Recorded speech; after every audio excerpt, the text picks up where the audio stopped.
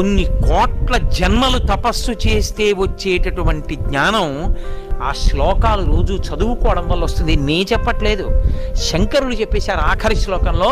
సర్వాత్మత్వమితి స్ఫుటీకృతమిదం యస్మాదముష్మిన్ స్తవే తేనాశ్వశ్రవణాత్ తదర్థమననాత్ ధ్యానాచ్చ సంకీర్తనాత్.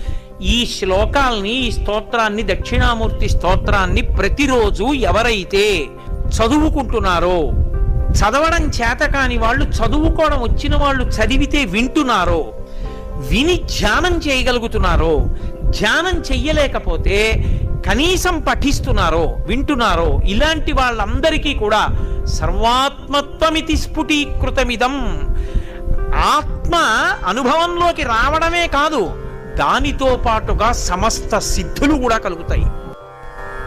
మౌన వ్యాఖ్య ప్రకటిత